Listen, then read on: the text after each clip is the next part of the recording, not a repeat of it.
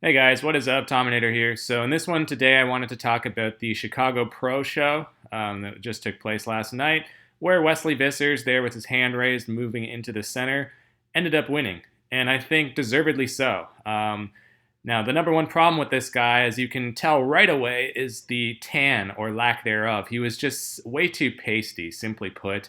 And that's not just because he's the only white guy up on stage among all these other black guys and the Indian next to him.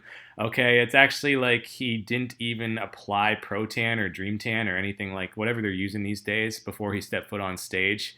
So he's kind of getting washed out here, and it's unfortunate because otherwise I think he looked really good. I think structurally speaking, proportionately, aesthetically, just genetically, this guy is in a class of his own here among the rest of these dudes. He really is. I have to say this. I think out of all the classic physique bodybuilders currently competing right now, Wesley Vissers is the most reminiscent of Arnold Schwarzenegger. Okay, so obviously that's some high praise.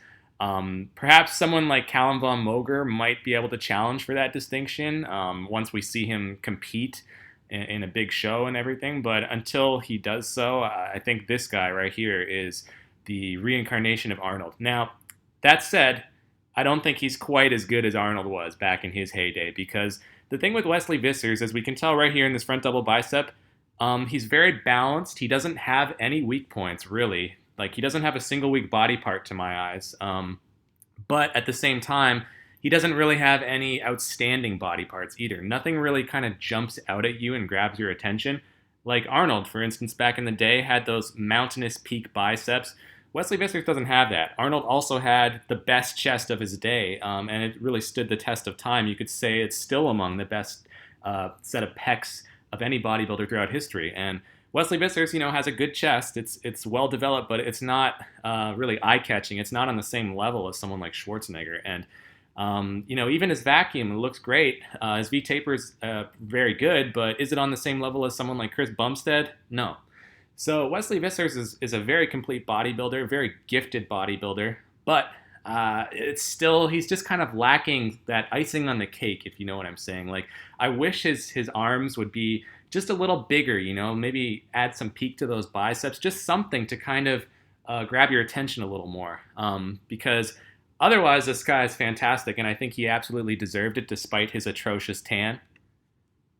Because the guy next to him, Amit Roy, hopefully I pronounced that right, that's the shorter dude who's back to back with him now. He was easily the most conditioned of the entire lot here. But, I mean, come on, look at in terms of genetics, he doesn't even come close. Wesley's on a whole other level. And it's not just the height thing. It's like this guy doesn't have, so number one, he's shorter, but at the same time, he doesn't have that kind of pop to his muscles. Like, he doesn't have the roundness factor of somebody like a William Bonac, for instance, to get away with being that much smaller. So really all he has going for him here is very nice, crisp conditioning, but he just doesn't have the same kind of muscle bellies and everything that some of these more gifted top pros do. So Wesley Vissers, have to say it as well, he looks a little flat. So that's the other criticism I would level towards him is, again, we're not really seeing his muscles pop too much. Like, his arms in certain poses look very flat. You just don't see much sweep in the triceps or the biceps. You can see here his legs from the side. Again, they kind of lack some sweep. So I think that he does look a little flat, and it's not just his tan that's causing that effect. I think he could be fuller.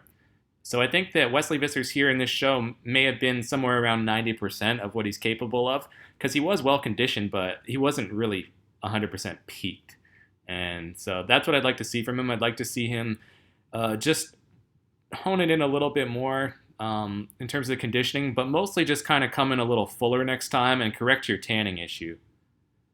Let me just back it up here. We'll take a look at the back double here. I just kind of overshot this. So you can see his back development is actually very good.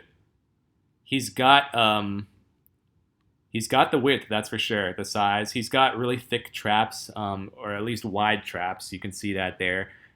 His lower back even is showing hints of a Christmas tree. But it's not quite as detailed as somebody like Breon Ansley, for instance. He doesn't have that muscle maturity yet. And that's to be expected. He's a young kid, so that's going to come in time. After years and years of training, he'll hopefully develop more of these, more detail and more of that muscle maturity factor as he goes on. But yeah, you can see Amit Roy there looking more polished. Even the other dude right next to him, what was his name? I think it was Aaron Futel or Futel. I correct me if I'm wrong on that, guys. But the other dude to his right, also kind of showing a little more polish, I think. But still, I think Wesley is simply just too big, structurally too good for these guys. He really does have that Arnold like physique, like what I was saying with those long limbs, the long legs, the long arms. Um, he doesn't have the waistline of somebody like a Steve Laureus though. So his V taper is not quite on that level, but it's still very good. His vacuum, while it's not on the same level as someone like Bumstead, is still very good. So, and his legs here, even though they're not that wide, they're lacking a little bit in sweep. I think it's actually okay because he has the deep separation. He has those nice cuts from top to bottom in the thighs. So I think that that's really helping him out here because he doesn't have, the size of someone like a Regan Grimes or even a Bumstead through the thighs. But I think that that's okay. I think that in this division, you don't need to have massive wheels to do well. And a lot of people actually point that out as well, that they don't want these guys having massive legs because it detracts from their symmetry, from their aesthetics. It kind of makes them less of a classic bodybuilder and more of a modern bodybuilder, if you will. So personally, I don't have a problem with big wheels. I think Regan's lower body, big as it is, I think he looks phenomenal overall.